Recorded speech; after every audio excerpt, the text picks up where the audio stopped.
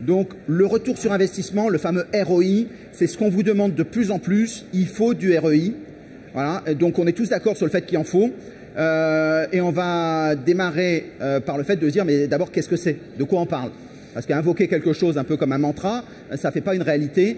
Comment est-ce que concrètement ça fonctionne? Et c'est là où nos deux invités vont pouvoir, dans un premier temps, se présenter et puis ensuite répondre à la question qu'est-ce que c'est que ce ROI? Qu'est-ce qu'on peut en faire? Et donc ça vous permettra de poser toutes les questions. On a 40 minutes ensemble. Toutes les questions que vous avez toujours rêvé de poser, n'hésitez pas à les poser après les 5 minutes de démarrage. On les prendra avec la salle s'il y a possibilité. Et à la fin, vous aurez un temps rien que pour vous dire combien ça coûte, comment ça marche, tout ce que vous avez toujours rêvé de savoir sur l'argent, le ROI, si c'est monétisé et comment est-ce qu'on fait concrètement. Je vous laisse vous présenter. Bonjour. Christophe Laplace, bonjour, oui. De Lala Média. Oui, merci d'être présent à cette table ronde. J'ai commencé comme formateur, consultant formateur, responsable de formation dans différentes entreprises de type international, travail temporaire, tabac, industrie pharmaceutique. Et depuis maintenant 18 ans, je suis dans le conseil dans le digital learning, dans l'ingénierie pédagogique et la conception pédagogique et la réalisation multimédia. Et Lala Média? Lala Média a 5 ans d'existence. D'accord. Agence sur mesure, on fait du digital learning, on ne fait que ça, sur mesure. D'accord, impeccable. Bon, bonjour, donc, je suis Gilles Baudou de la société LGM Digital. Je suis responsable métier training. Donc LGM Digital, c'est une société qui offre des services de formation et de documentation technique, surtout dans le monde de l'industrie. Donc on déploie des programmes de formation à grande échelle dans le milieu industriel. Et donc moi je porte toute la méthodologie, toute l'ingénierie pédagogique autour de ces programmes de formation. Alors on va peut-être commencer directement par le vif du sujet. Le ROI, c'est important. Et d'abord, qu'est-ce que c'est? Je pense que évidemment c'est fondamental, sinon vous ne seriez pas autant présent aujourd'hui pour écouter ou pour discuter de ce ROI. On connaît tous des modèles. Je pense que le modèle de Kirkpatrick est certainement le modèle le plus connu. Et c'est certainement dans les premières phases qui suivent une formation. On peut peut-être le rappeler pour ceux qui... Oui, voilà. Ok. Donc le modèle de Kirkpatrick, il situe le ROI sur 4 niveaux. Le premier niveau, c'est le niveau de satisfaction à chaud des apprenants. Donc c'est un peu le TripAdvisor dont Stéphane parlait. C'est voilà, à l'issue de la formation, je suis satisfait, la formation était intéressante, était amusante, était engageante. Ça c'est le premier niveau. Je pense qu'on le fait tous, plus ou moins, on va dire à 90%, les formations sont évaluées à chaud. Ensuite, il y a l'acquisition des savoirs. Est-ce que le savoir a été transmis de manière correcte? C'est le deuxième niveau. Donc là, on peut, à l'issue de la formation, avoir un test d'évaluation, un quiz. Dans le digital, c'est très courant. À l'issue d'un e-learning, on a souvent un quiz d'évaluation des acquis. Ça, c'est le deuxième niveau. Et le troisième niveau, là, ça devient plus compliqué. C'est comment est-ce que l'apprenant va mettre en œuvre ce qu'il a appris au fil du temps qui suit la formation.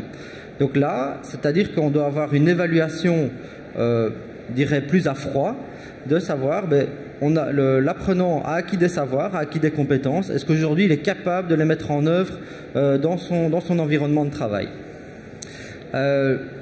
Petite parenthèse là-dessus, c'est évident que la formation, là on rentre dans la conception pédagogique, où pour être certain que des savoirs peuvent être, ou des compétences peuvent être pratiquées en milieu opérationnel, il faut avoir bien défini des objectifs d'apprentissage. Toute la phase amont de la formation est là très importante, parce que ce qu'on veut évaluer en aval va dépendre de ce qu'on a défini dans cette phase de définition d'objectifs d'apprentissage, de conception pédagogique. Alors, pour le quatrième niveau, permettre à Christophe Laplace de façon à donner. Est-ce que le ROI c'est bien? J'espère que ce soit oui pour le débat. Alors, oui. Et puis qu'est-ce qu'on met dedans? Alors le ROI, oui, c'est bien, c'est nécessaire et obligatoire.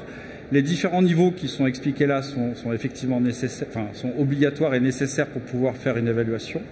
Le mot qui est à retenir dans un premier exposé, c'est en amont. Si vous ne définissez pas le niveau de KPIs que vous voulez, selon Kirkpatrick, généralement, est-ce que c'est juste le fait que je suis venu en formation, c'était agréable, la salle était bien, le temps de formation adéquat, très bien. Ça peut être que ça, le premier KPIs. Mais si vous ne définissez pas en amont votre KPIs, si vous n'êtes pas en mesure de regarder actuellement, aujourd'hui, à quel niveau il est, quel est le degré de satisfaction de mes formations. On va juste garder ça, déjà, en premier en tête. Très bien, je suis à 6, moyenne de la note, 6,5. Où est-ce que je vais aller? Et donc, qu'est-ce que je vais mesurer? En fait, c'est un delta. Donc, un KPI, donc le ROI, vous ne le calculez que si et seulement si vous avez travaillé en amont sur l'objectif pédagogique, l'objectif de la formation, voire derrière le méta-objectif de l'entreprise. Alors, comment est-ce qu'on fait concrètement quand on se dit on a une connaissance, soit connaissance-compétence, on sait que la compétence aujourd'hui est privilégiée, comment est-ce qu'on fait pour se dire qu'est-ce qu'il faut mettre dans cette formation-là, en amont? Quel type de référentiel on utilise dans un monde en disruption où tout change? Comment est-ce qu'on sait ce qu'il faut mettre dans la formation? Là, on est sur l'objectif pédagogique. Enfin, pour moi, on est sur les objectifs pédagogiques. On va sur l'objectif... Alors, pour moi, on est moins sur le ROI de la formation. Mais bon, pour moi, le ROI de la formation, c'est quel investissement je fais. L'objectif pédagogique, il y a une réponse pédagogique. Ça, c'est une chose pour moi. Derrière, c'est quel outil je vais utiliser, donc quelles dépenses je vais faire. Et je vais utiliser exprès le mot dépenses. Depuis 1965, on parle d'immatériel, d'actifs immatériels dans la formation. Le capital humain, c'est 65, Becker. Donc aujourd'hui, si on veut le faire progresser, il faut pouvoir investir. Et quand on investit, on peut investir à 10, on peut investir à 100, on peut investir à beaucoup plus. Il faut, par rapport aux objectifs initiaux qu'on se base, enfin sur lesquels on veut travailler, c'est qu'est-ce que je mets par rapport à ça. Moi, j'ai des clients, ils ont un peu arrêté la formation pour diverses raisons. Les clients mystères, ils ont toujours été là. Le positionnement des commerciaux a diminué. Alors, est-ce que c'est le recrutement? Est-ce que c'est mes produits? Non, c'était la formation. Donc, on voit bien que l'investissement en formation, il est nécessaire et obligatoire, ad minima. D'accord? Donc, pour moi, c'est décorrélé des objectifs pédagogiques, c'est l'investissement financier, parce que là, on parlait d'investissement financier, qui va être mis en regard de ce que je veux poursuivre. Autre exemple, vous voulez, on parlait tout à l'heure du 3e niveau de Kirkpatrick, vérifier la posture, les compétences, l'apprentissage. Il faut se donner les moyens de créer un scénario en digital learning pour être capable d'évaluer ses compétences acquises. Ce n'est pas uniquement l'entretien, un duo face-face avec son directeur de région. Je suis désolé, je suis comme ça, je ne suis pas en vraie situation. Donc qu'est-ce qu'il faut que je mette derrière? Quels sont les éléments que je mets derrière? Donc là, on est sur de l'investissement financier, mais également périphérique avec le management. Et comment est-ce qu'on sait si effectivement il y a un vrai retour sur investissement dans ce cas précis de l'entretien face-à-face? Comment on l'évalue concrètement? Eh ben là, typiquement, on avait mis en place un scénario digital qui permettait à la personne de ne jamais savoir au cours de sa formation à quel niveau il était. C'était juste des interactions, c'était un serious game qui permettait en fait de savoir où on en était, et c'était la note finale qui nous permettait de savoir, plus l'entretien managérial quand même.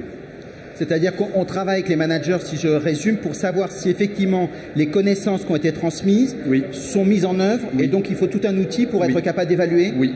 D'accord. Tout à fait. Et j'aurai une autre expérience à vous donner après, mais je vais peut-être essayer. Exactement. Gilles Baudou, dans ces cas-là, comment est-ce qu'on fait pour savoir comment est-ce qu'on forme?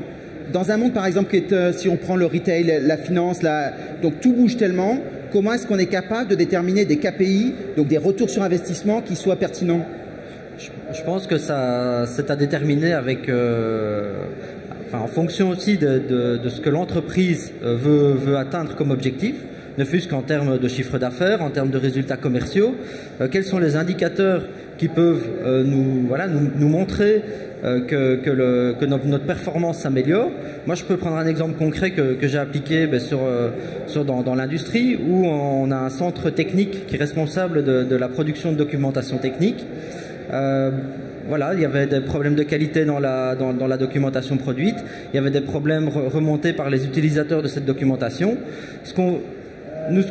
Lorsqu'on a déployé la formation, on a relevé ces problèmes, et 6 mois, 1 an après, on a estimé, on a évalué comment est-ce que les problèmes étaient toujours présents, est-ce qu'on avait une évolution dans le bon sens. Donc je pense qu'il faut prendre du concret terrain, voir concrètement quels sont les problèmes qu'on veut améliorer avec la formation, quelles sont les problématiques, les enjeux qu'on veut faire évoluer, et pouvoir déterminer à un horizon moyen terme quelles sont les évolutions dans l'organisation, dans la structure organisationnelle, qu'est-ce que cette formation a apporté.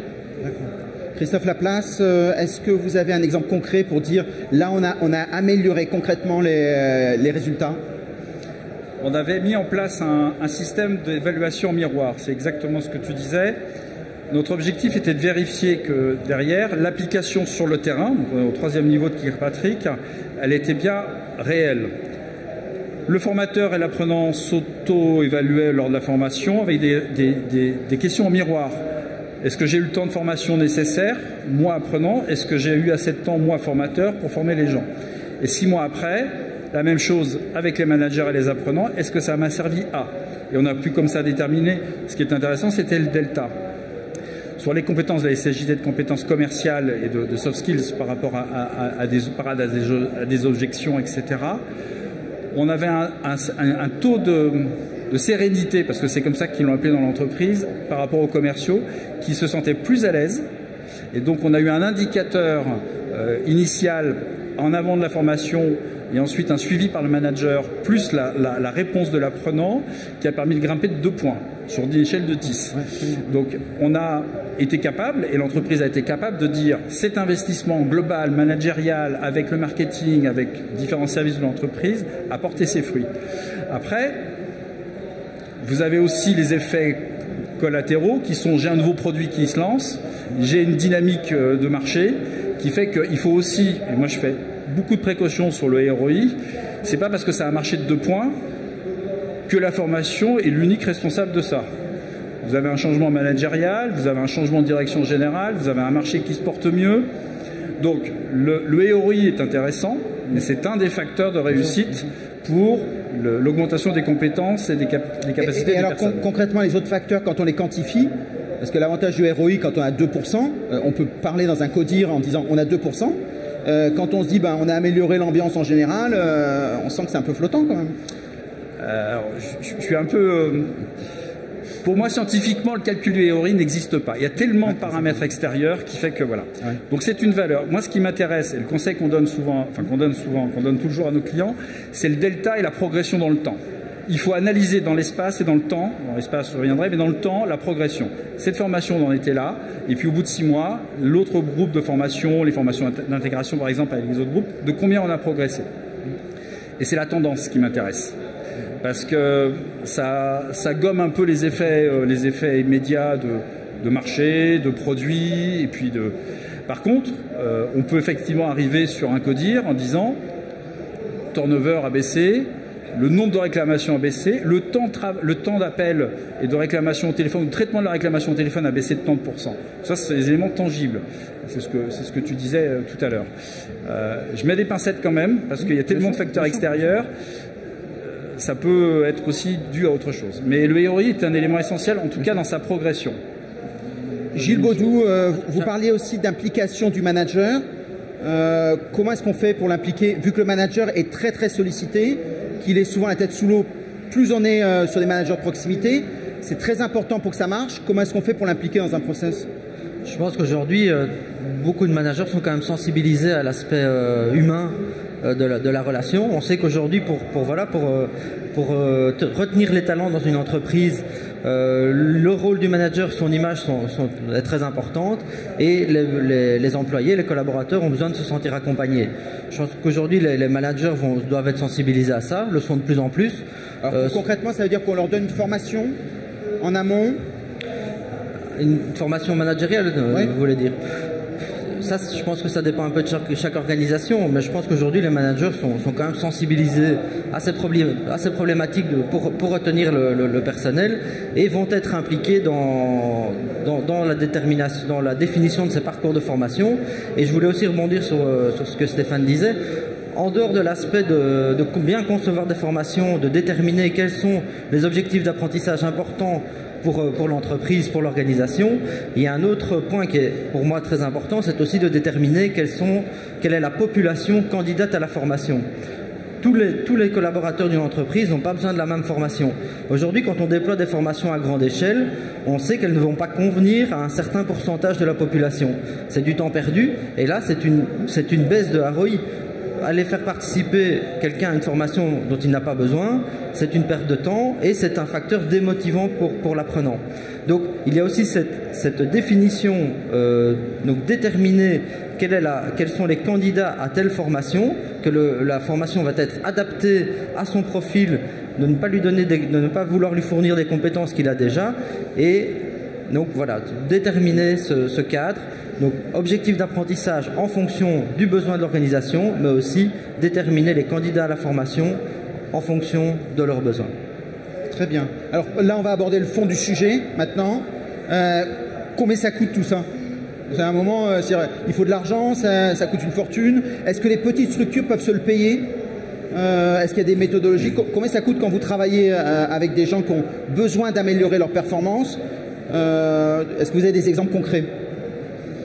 Je rebondis sur ce que tu viens de dire.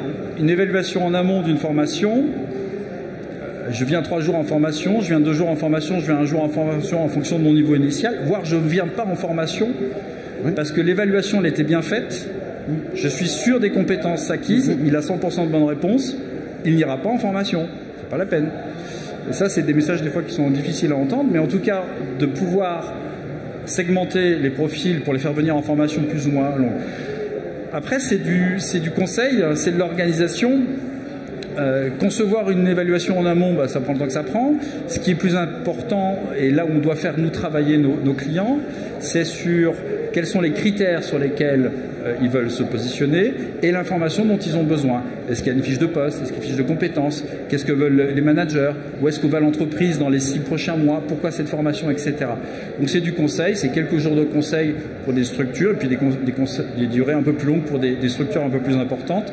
Ce qui est intéressant aussi, c'est d'avoir de faire ça sur plusieurs années et d'avoir des perspectives sur 3 ans et puis en tout cas de travailler régulièrement comme ça pour que dans le temps on puisse en voir les effets bénéfiques et puis réajuster aussi dans les calculs.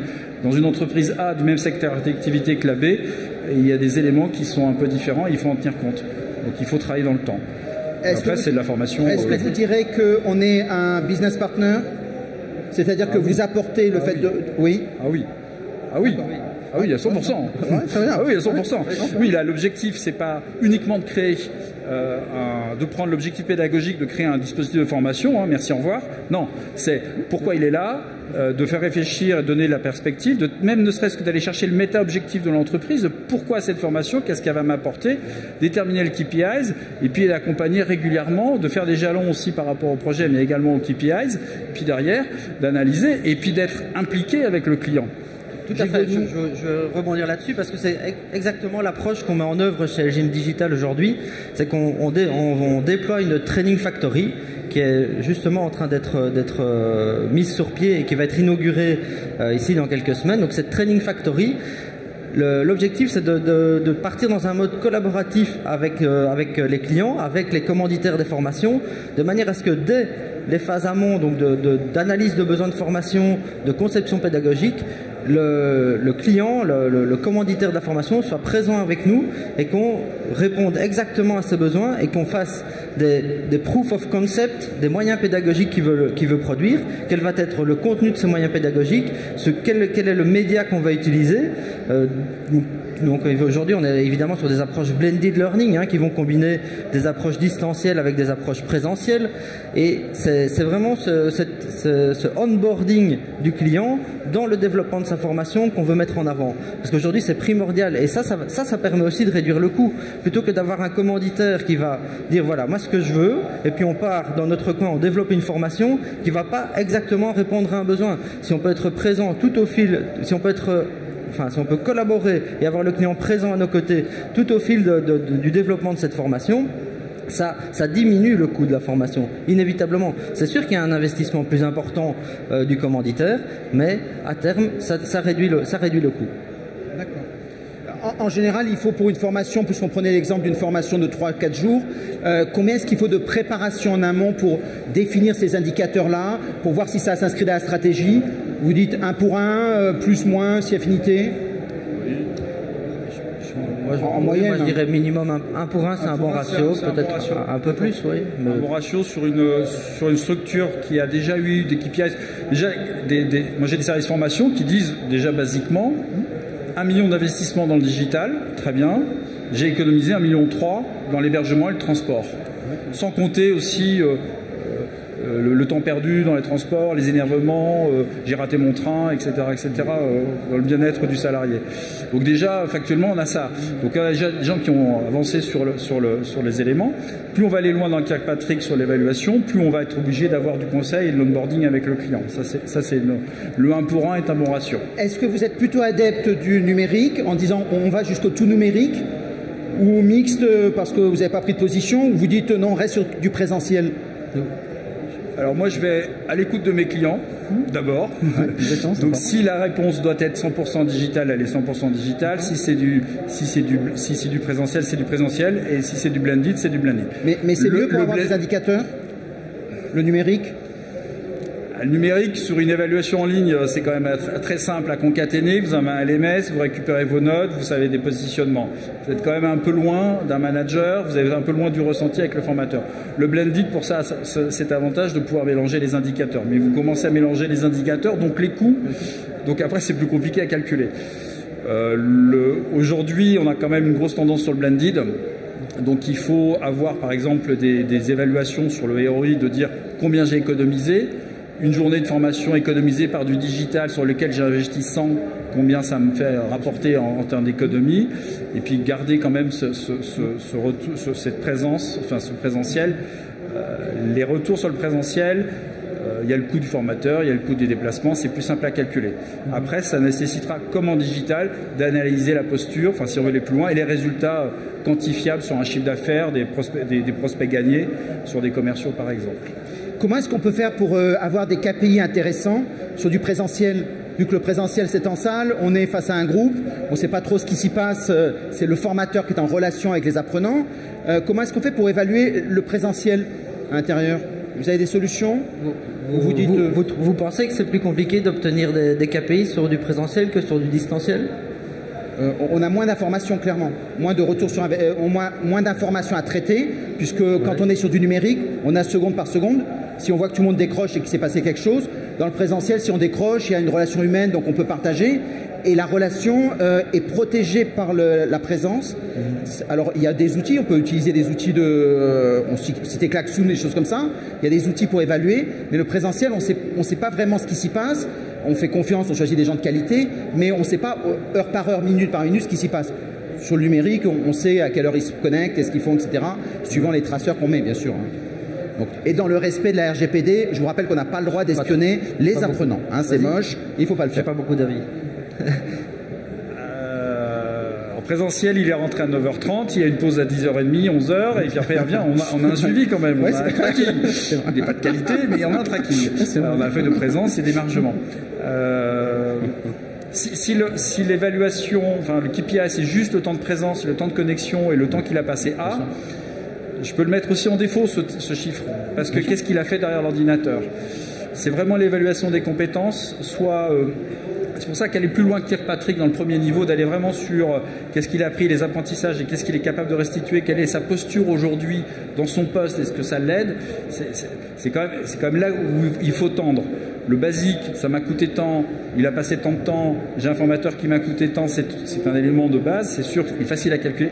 Il faut essayer d'aller un tout petit peu plus loin. Et là, le présentiel et le digital, pareil, il faut aller plus loin sur la posture à engager le manager. Ouais, je pense, pour compléter, c'est vrai que c'est là le verrou, c'est de passer de la validation des acquis juste post-formation à comment ça va être appliqué et quel va être l'impact sur l'organisation. Je pense que ce soit en présentiel ou en distanciel, le verrou, il a passé de la même manière. Eh bien, très bien, donc on arrive à cette partie-là. Maintenant, les intervenants sont à vous. Tout ce que vous avez voulu savoir, bon, toutes les questions que vous avez pu rêver de poser, vous allez pouvoir les poser. Sur comment est-ce qu'on fait concrètement. Qui c'est qui se lance pour la première question? Très bien. Est-ce qu'il y a un micro qui tourne? Oui. Oui, le quatrième niveau. Le quatrième niveau, mais je pense que c'est le quatrième niveau, c'est le niveau structurel ou organisationnel. Donc au-delà, donc le troisième niveau, c'est comment c'est appliqué dans le comportement, comment c'est appliqué dans les opérations. Le quatrième niveau, c'est un niveau beaucoup plus structurel. Comment est-ce que l'organisation va profiter de ces formations sur le long terme? Je vais prendre un bon exemple pour illustrer ça. Je suis belge et en Belgique, notre plus grand opérateur télécom vient de licencier 2000 personnes et a prévu d'en engager 1200 nouvelles. Donc c'est-à-dire qu'ils ont licencié 2000 personnes de certains profils, mais ils vont en engager 1200 d'un nouveau profil. Ça, je pense que c'est quelque chose en termes de ROI de la formation qui a été très mal géré. C'est-à-dire qu'aujourd'hui, on doit avoir une vision à long terme, de dire les métiers dans 4 ans, 5 ans, peut-être un peu plus, qu'est-ce qu'ils vont être. Et aujourd'hui, le ROI de la formation, ce n'est pas seulement répondre aux besoins actuels de l'entreprise, mais c'est anticiper ses besoins futurs. Et c'est ça le 4e niveau de Kirkpatrick qu'on peut illustrer comme ça. C'est d'un point de vue structurel, qu'est-ce que je vais avoir besoin pour faire fonctionner mon entreprise de demain? Aujourd'hui, Dell, l'entreprise technologique, estime qu'en 2030, 85% des métiers ne sont pas connus aujourd'hui, les métiers qui seront exercés en 2030. Voilà, pour illustrer le 4e niveau. Très très bonne, comme ça on est complet, ça c'est top. J'ai vu une autre main se lever. Qui c'est qui avait levé la main par ici pour une autre question? Donc n'hésitez pas, si vous n'avez pas levé la main, vous pouvez poser des questions. Le fameux ROI, comment est-ce qu'on le calcule? Qu'est-ce qu'on met? Voilà, ah bah très bien. Donc c'est la question que vous voulez poser? Alors je traduis la question, comment est-ce qu'on le calcule concrètement? Et est-ce que vous pouvez vous engager, parce qu'on peut calculer des chiffres, ça ne veut rien dire, est-ce que vous pouvez vous dire par exemple, une fois que vous avez fait un audit, vous avez analysé, vu les stratégies qu'ils veulent développer, on va augmenter le ROI de quoi? De 30% par exemple, de 5%, de 10%. Est-ce que vous pouvez vous engager, vous, à avoir de la performance? Donc, le retour sur investissement, ça se... Le retour sur investissement, ça se calcule soit selon les niveaux. On peut sortir effectivement des chiffres. Enfin, aujourd'hui, dire je vais vous augmenter le ROI de 30%, à part rester sur du basique, dire vous allez investir sur du digital learning, vous allez économiser temps parce que derrière vous avez moins de transport, moins, etc. Pas de problème. Sur la performance, comme on a pu le voir là, sur le dernier exemple, qui est vraiment là derrière, la performance de l'entreprise avec son positionnement dans les 6 mois à venir, dans les 12 mois à venir, faut faire attention aux engagements qu'on prend en tant qu'agence. Moi, je reste prudent. On met tout en œuvre, on met des garde-fous, on a des méthodologies, on les applique, on fait du suivi et on essaye de mettre en place les bons outils les moins chers possibles, parce que c'est pas la peine de consommer les dépenses, mais derrière, garantir un ROI, une augmentation de ROI, c'est sur certains critères, c'est quand même, moi je m'engage pas toujours là-dessus. Par contre, qu'on mette les outils derrière et qu'on en discute et qu'on soit le miroir de notre client pour leur faire réagir, lui pointer du doigt les points faibles de son dispositif ou de ce que va être sa formation demain, là oui, là on sait, ça il faut le faire, ça on doit le faire. Donc j'entends aussi beaucoup dans les indicateurs choisis le fait de dire on réduit les temps de transport, on améliore justement la participation, des choses comme ça. On a des outils qui sont moins chers parce que vous faites de la veille, que vous êtes efficace sur votre domaine. Très bien, ça c'est la fonction de l'offre. Mais est-ce que finalement c'est efficace? Est-ce que les gens savent à la fin? Ou est-ce qu'ils savent faire? Compétences, connaissances. Et ça, est-ce que vous engagez-vous sur ce type d'indicateur une fois que vous avez bien sûr préalablement défini, hein? On est d'accord? Nous, en ce qui nous concerne, on s'est engagé à plusieurs reprises là-dessus.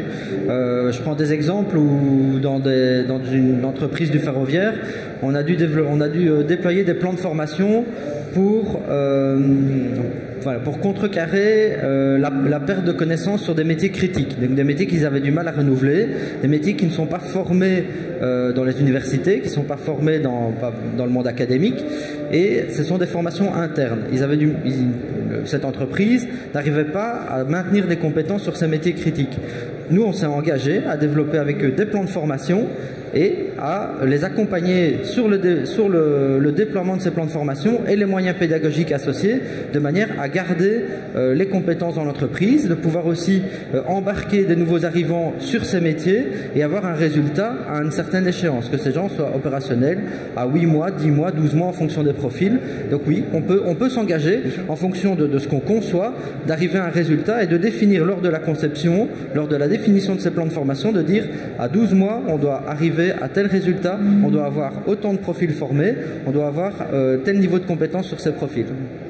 Oui. Et donc vous choisissez le prestataire, le responsable de formation qui vous dit ça a marché ou pas, le manager ou l'apprenant lui-même?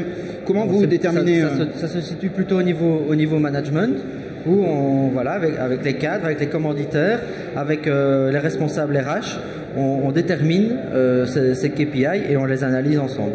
D'accord. Est-ce que finalement le modèle des 360, qui consiste à interroger tout l'environnement de celui qui apprend, c'est quelque chose qui, on voit que c'est très très lourd à porter, donc sur des formations c'est très complexe. Est-ce que c'est quelque chose que vous dites ça c'est bien, il faut le faire ou pas? Le 360 c'est complexe à mettre en place, c'est complexe à analyser derrière, c'est parfois tronqué, mais c'est utile sur... c'est utile quand on veut effectivement vérifier que la posture est... Peut-être redéfinir ce que ça veut dire un système d'évaluation à 360. L'évaluation 360, c'est que vous évaluez la personne que vous avez formée, les personnes qui travaillent à côté, et les personnes avant dans le processus et les gens qui sont au-dessus. Donc voilà, une espèce de... C'est un 360, je ne peux pas dire autrement, je suis désolé. Cette évaluation, elle est lourde, il y a un traitement informatique derrière, il y a un traitement humain aussi derrière.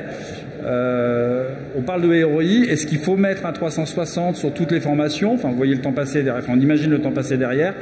Est-ce que c'est un investissement nécessaire et utile pour effectivement déterminer son KPIs et savoir que la formation a été utile? À voir. Il y a des situations où oui, il y a des situations où non. Bien sûr. Donc ça c'est bien. Encore une question? Évidemment, ça dépend. Pardon? J'en prie. Non. Encore une question, vous avez droit à toutes les questions. Oui.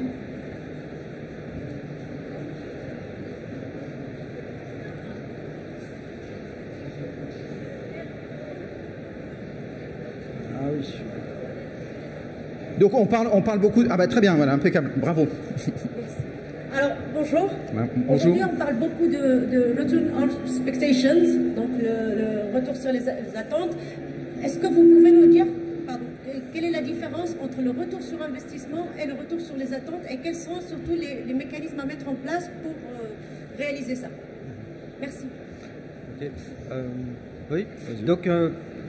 selon moi, le return on expectations, ça va plutôt se quantifier sur l'engagement des apprenants qu'on peut avoir post-formation. Donc, est-ce que la formation a répondu aux attentes en termes d'opérationnalité dans mon métier, et est-ce que je vais me sentir engagé dans l'entreprise? Donc, est-ce que aussi je vais avoir... l'envie de porter un certain message, de porter un certain savoir-faire dans l'entreprise. Ça, c'est pour moi le retour plus on expectations, tandis que le return on investment, c'est plus un côté financier et plus un côté quantifiable techniquement en termes de progression technique sur le métier. Donc, et comment est-ce qu'est-ce qui est le mieux en termes de mise en œuvre? Vous prenez quoi? Nous, on travaille plus sur le ROI, Return on Investment. Je pense que c'est un choix plutôt qui va être déterminé par le secteur d'activité, par aussi la sensibilité des apprenants, par la sensibilité de la gestion des ressources humaines. Voilà. Je pense que c'est un peu du cas par cas, et ça dépend un peu de la culture d'entreprise, certainement. Maintenant, dans les deux cas, je pense que l'apprenant reste au centre du dispositif. L'approche est certainement différente dans l'évaluation, mais je pense que les finalités de l'un et l'autre ne sont pas diamétralement opposées. Est-ce que ça répond bien à votre question? Partiellement? Plus de 50%? Au moins, on a un KPI, là. Oh.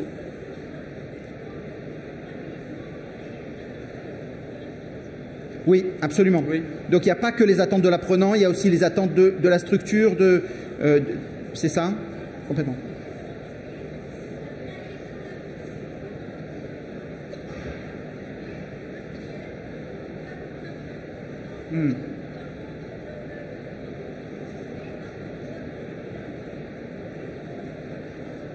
Absolument.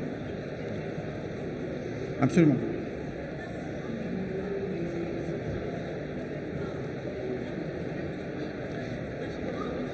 Oui, très bien.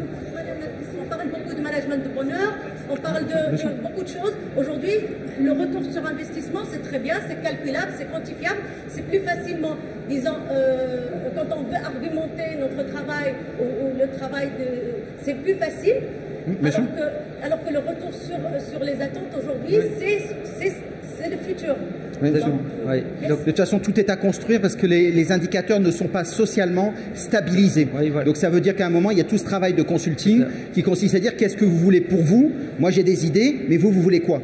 Et si on ne fait pas ce travail-là en disant qu'est-ce qu'il faut faire, eh bien, vous allez prendre du moyen. Je vous rappelle que moyen et modeste et médiocre, c'est la même racine, hein, moyen et médiocre. Allez, une autre question? Oui? Alors, en parlant fort, c'est bien, je traduis. Oui.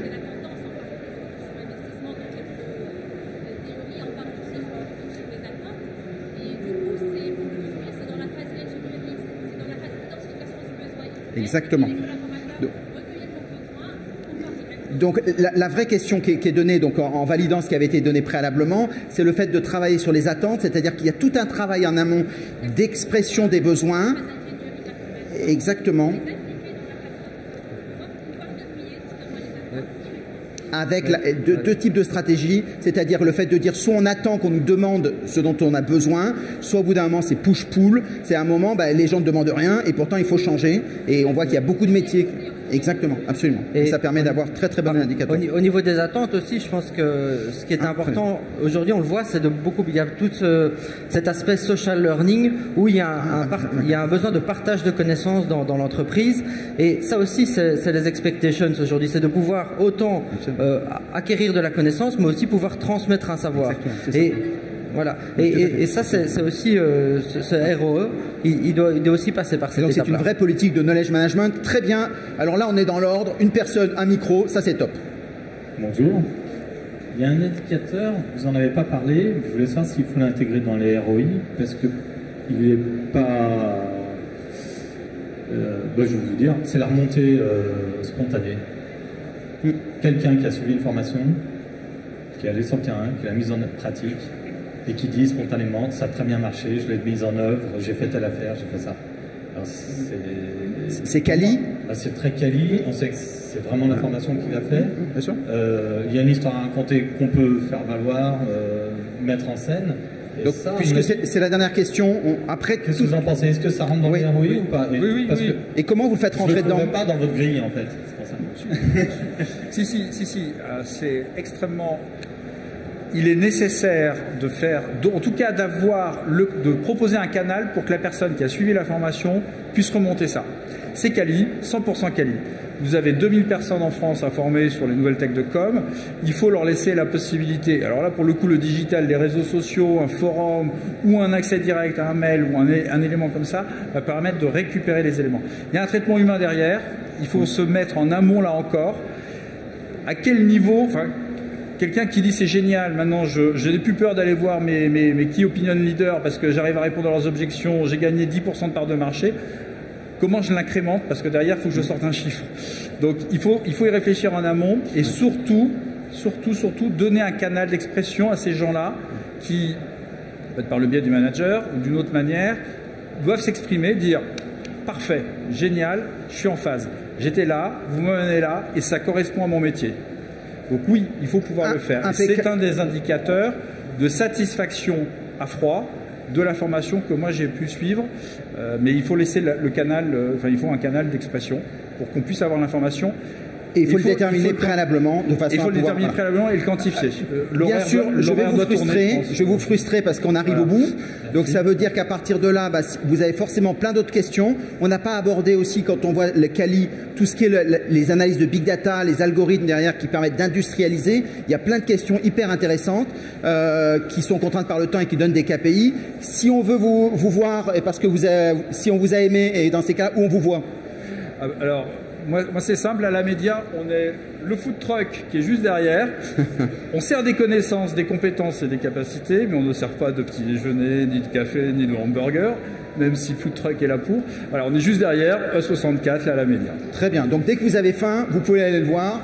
C'est connaissances. Et donc nous c'est le stand LGM Digital, je pense que c'est position A34, donc... plus ou moins cette direction-là. Voilà, très bien. Donc n'hésitez pas, en tout cas merci beaucoup pour votre patience, pour vos questions. Merci beaucoup aux intervenants pour avoir répondu à un sujet qui n'est pas facile, mais qui est très important.